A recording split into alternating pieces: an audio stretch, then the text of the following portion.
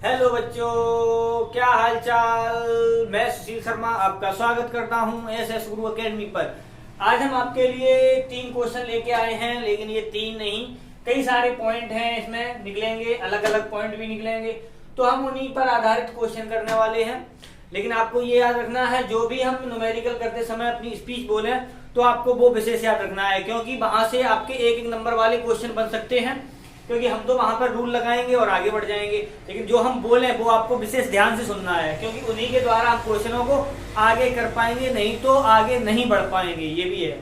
तो हमारा जैसे पहले क्वेश्चन है, पहले में क्या है, हमें आई और I1, I2, I3 के मान निकालने हैं। लेकिन ये याद रखना है आपको, यहाँ पर डायोड जो लगे हैं, यहाँ पर पीएन डायोड लगे हुए हैं। तो यहाँ पर देखो, ये रहा पी सेक्शन होता है, ये होता है एन, और यहाँ पर एन है, ये पी है, और यहाँ पर एन है, और ये पी है।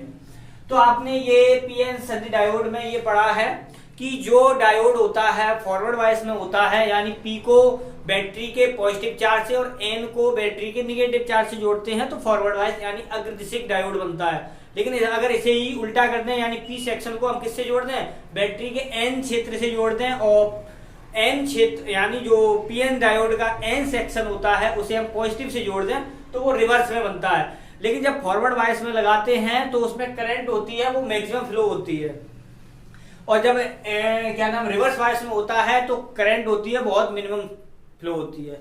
तो यहाँ पर क्या है हमारा, यहाँ पर आपको ये याद रखना है, जब डायोड होता है फॉरवर्ड वाइस में होता है यानी अग्रदिशिक में होता है तो ही उसमें करंट फ्लो मानी जाती है यहाँ पर, ठीक। और अगर रिवर्स वाइस में होगा तो डायोड में करंट फ्लो नहीं मानी जाएगी, यानी उसमें करंट नहीं होगी। ये याद रखना है यहाँ से।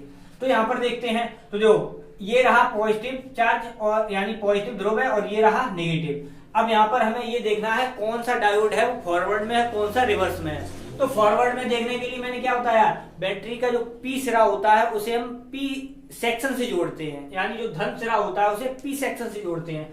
तो जो धन सिरा पी सेक्शन से जुड़ रहा है, इसका मतलब इसमें करंट फ्लो होगी। लेकिन ये एन से जुड़ रहा है, ये भी एन से जुड़ रहा है, यहां से देखो इस प्रकार से।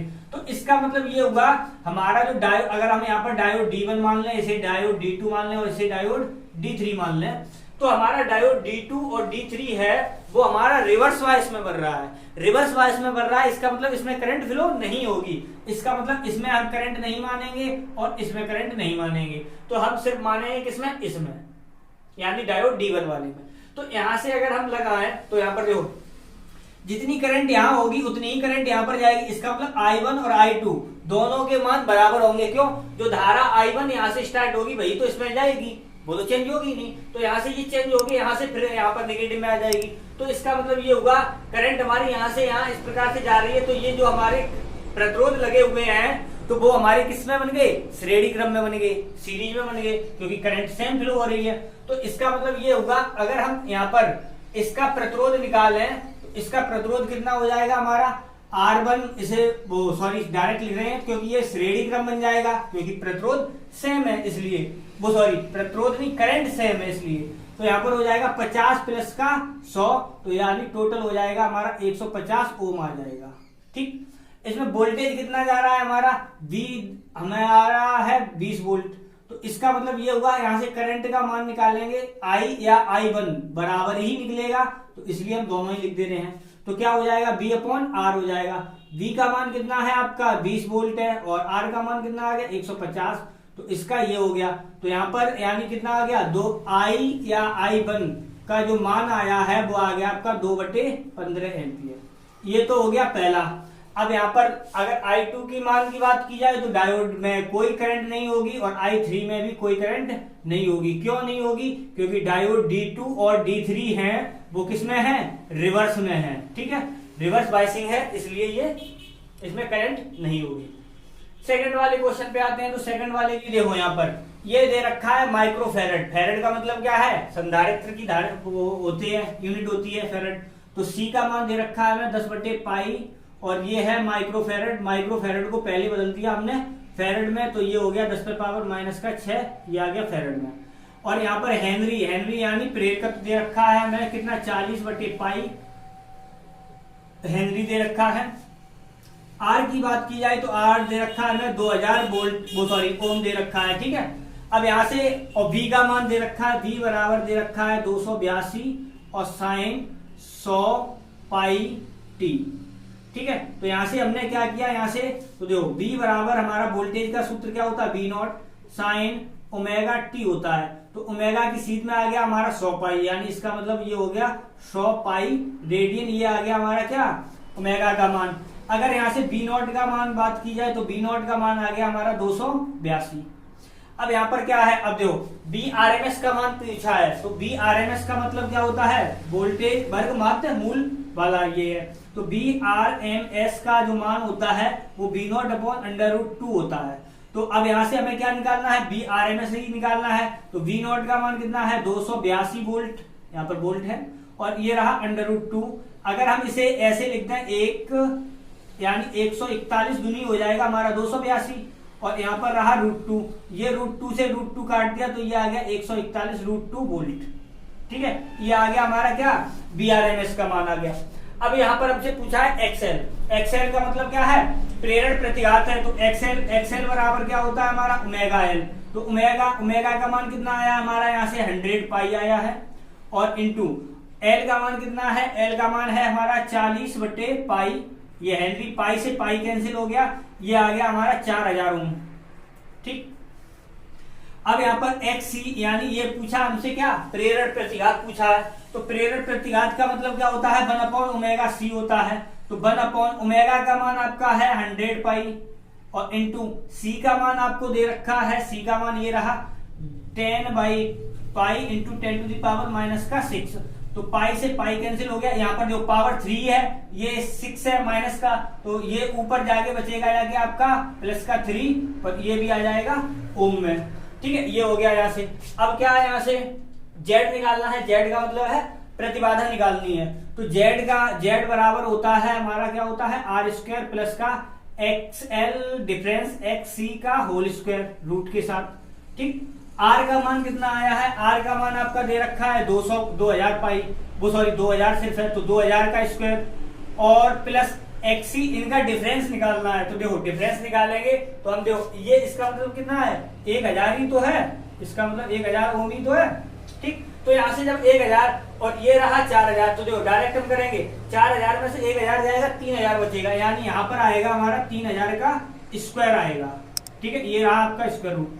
तो यहाँ से क्या है, अगर हम बात करें तो देखो यहाँ पर मैंने लिख दिया 4 इंटू 10 पे पावर 3 घात होगी, 3 का स्क्वायर करेंगे 6 हो जाएगा, प्लस 3 का वर्ग 9 इंटू 10 पे पावर, ये यहाँ भी हो जाएगा 6 हो जाएगा।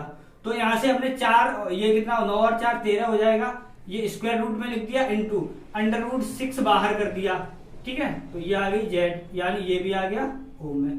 ठीक, तो ये आ गई आपकी प्रतिबाधा जेड का मान। अब फाई का मान निकालना आ गया, तो फाई का मान क्या है, यहाँ पर देखो 10 फाई। अगर यहाँ पर हम जेड यानी वोल्टेज ग्राफ की बात करें, क्योंकि ये वाला फाई का मान तभी निकलेगा, तो इसके लिए क्या है, हम ग्राफ खींचते हैं कुछ इस प्रकार से। तो यहाँ से क्या है, यहाँ पर चलता है हमारा आर होता है, जिसे वी आर कह सकते हैं, वोल्टेज है, और यहाँ से क्या है, नीचे चलता है बी सी, और ऊपर चलता है बी एल, और यहाँ पर इसका रिजल्टेंट निकालते हैं तो बी एल माइनस का बी सी आएगा, और यहाँ से रिजल्टेंट वोल्टेज निकालते हैं तो इस प्रकार से V होता है।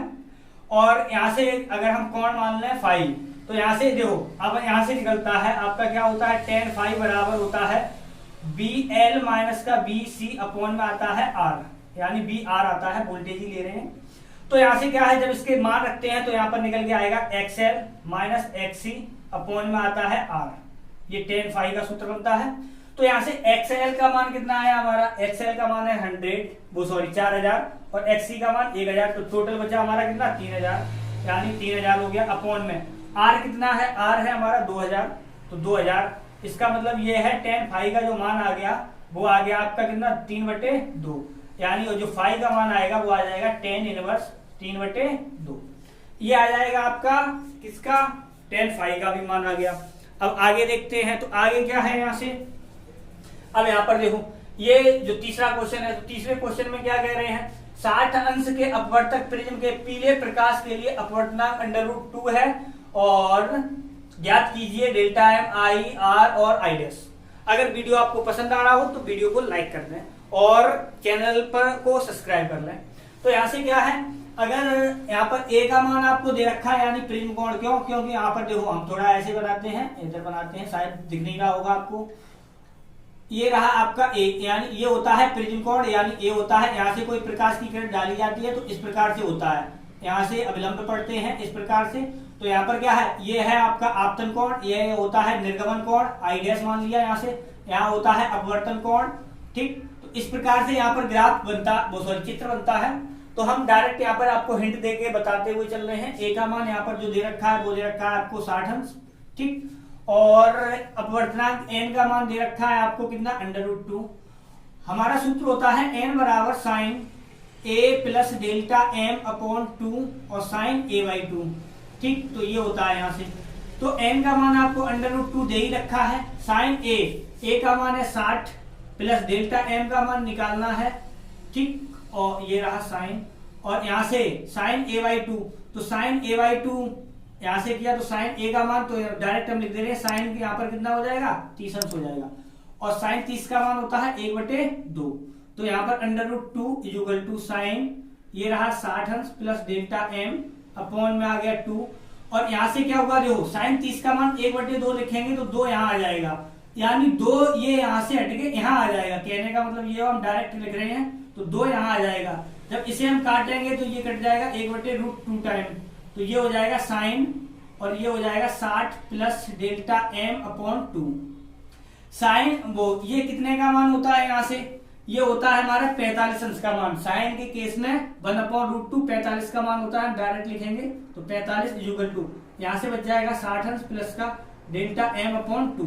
तो देखो 45 दूनी 90 हो जाएगा, और 90 में से 60 घट जाएगा, तो इसका मतलब डेल्टा m का मान आएगा वो आएगा आपका 30 अंश, यानी न्यूनतम विचलन कोण कितना होगा, 30 अंश होगा।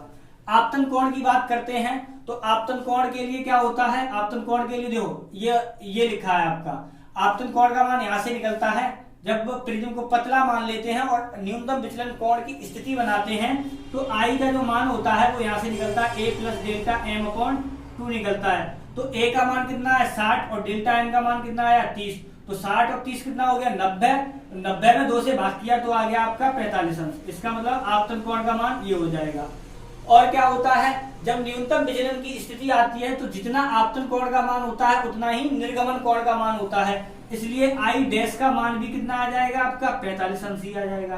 अब बात करते हैं किसके लिए, वो क्या है अपवर्तन कोण का मान, तो या विचलन कोण का मान। ठीक है, तो यहाँ से निकालते हैं, तो यहाँ से r का जो मान आता है तो वो यहाँ से निकलता है, जो ये स्नेल का नियम लगता है sine i upon sine r का मान होता है a अपॉन 2, और a का मान आपका 60 है और 2 ये हो गया, इसका मतलब है 30 अंश ये आ जाएगा। इसका मतलब ये सभी मान आ जाएंगे, आई डैश बराबर है, r का मान 30 अंश आ गया, a का मान दे ही रखा था। इस प्रकार से आपके ये 3 क्वेश्चन हो गए।